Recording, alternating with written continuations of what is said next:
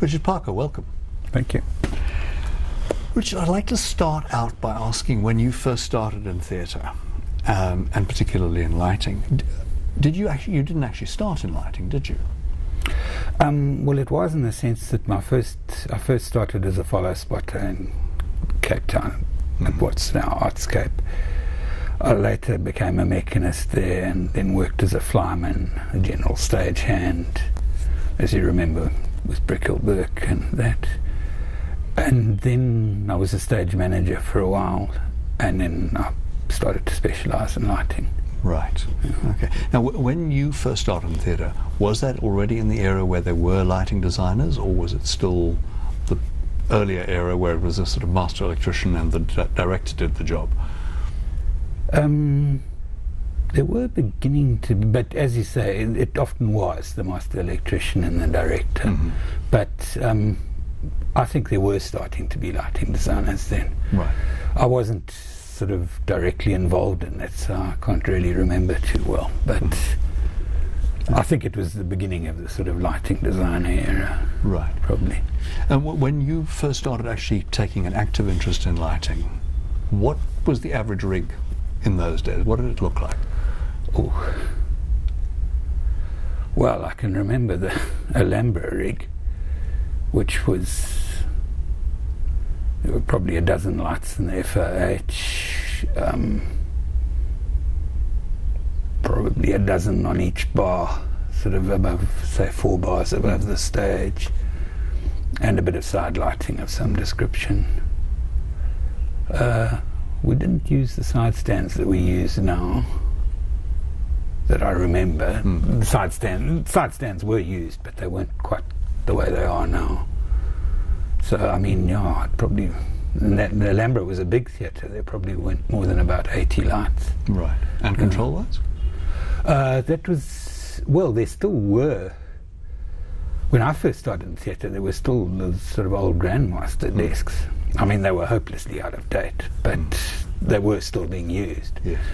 When I first started working purely as a lighting technician at the Alhambra, it was the old MMS desk, which we thought was the latest and greatest in those days.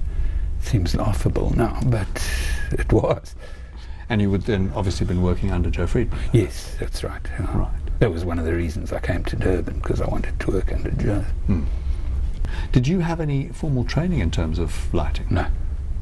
So entirely. Joe saying get up the ladder and focus that light, basically, was it.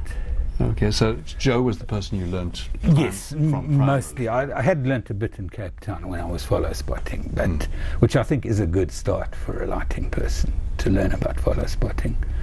But when it came to the basics of focusing and that, I learnt mainly from Joe. When you came into theatre, did you have a particular interest or a particular area that you wanted to go into? No, not really. To some extent, I was just interested in working backstage. I mean, I never had any interest in acting, but when I was at university, I'd work backstage for the sort of English department's amateur dramatic society and that. But I'd always been very much a backstage helper, not a... And, well, they threw good parties as well, which were sort of part of it. But no, it was always an interest in working backstage. I think it was probably some of that early dance stuff for that old... Yes, actually it would have been. For the old NAPAC dance company. Right. That was, I think, where I sort of first started actually designing, where I sat down and thought about, okay, I'm going to put the lights there and there and there. Right. In fact, it's coming back. It wouldn't have been the first, but one of my first serious ones was actually Killar's Other People, which was interesting in that what he initially told me and what he later said were two completely different things. Welcome to being a lighting designer. Yeah, right, yes. I've since discovered that that's often the way it is. Do you remember anything about that design that stands out? Yeah, it was a very simple... what he initially said to me is, I don't know if you know the story of Other People. It's based on Jean-Paul Sartre's No Exit, or it's been translated with various titles. But it's a story about 3 people in hell and how they just work on each other's nerves and that's what the hell it was all about. And he said he wanted this boxing ring type of effect of harsh white light coming down. And we did it in Grahamstown, which was fine. And I came up here and they played it in tandem with an opera, which had Ed Haynes designing, and all the lights were pink and lavender and blue-green, which of course didn't go down too well with my idea of other people. But I managed to reserve a few white lights, and we were doing our boxing ring. Oh, and there was a dramatic shaft at the end. So, and I was working on this, but I was using the sort of blue, green and the lavender and balancing them out to get white sort of thing. And Ashley suddenly said, "Oh, I love that green and purple." And yeah, I thought, well, yeah, okay, that's it sort of thing. You know, why didn't you say so in the first place and not let me spend sort of half an hour trying to get rid of the green and purple? But anyway, that was it. And at the end he tacked a happy ending onto the end of the play, which was to me just absolutely impossible. In fact, the whole point of the play was that he translated it into dance, but the whole point is there could be no happy ending, but somehow there was. Anyway, okay, who knows? So obviously that led to quite a lot of dance work in it did, yeah. This town. So he must have liked what you did in the end. I suppose so. I don't know. I don't know if he really noticed the difference, but I think it might have just been no one else wanted to do it, so I ended up doing it. But quite a bit of touring as well, which was nice. And even went to London on the strength of it once. Right. Where did you work in London? The Bloomsbury Theatre, it was. Yeah. And which piece did you take there?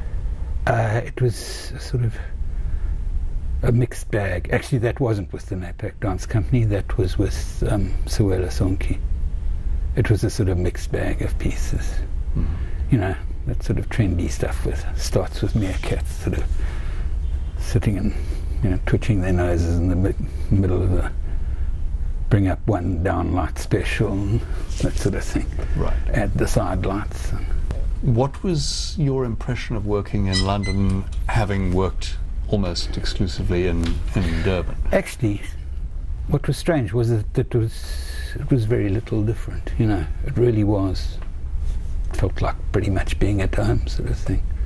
Because everyone had told me in London they'll never let you touch the lights, they'll never let you get up the ladder and focus. You know, and I don't know. That might be the case in some of the theatres, but it certainly wasn't in the Bloomsbury. They said, I said, "Do you want me? Can I focus the lights?" And they said, "Sure, no problem." So do you like actually doing your own focusing? Yeah, very much so. Then you can't blame anyone else. Well, there is that. But also, just if you can, it's better, and that it's much quicker to do something yourself than to say it to someone else do it. So provided you don't mind ladders, it's great. And you don't feel that you get a different perspective from up the ladder too if you're on the I suppose you do, but that when you come down and plot, that's when you when you see what it looks like. Right. And if you've planned it out right, it should work. True.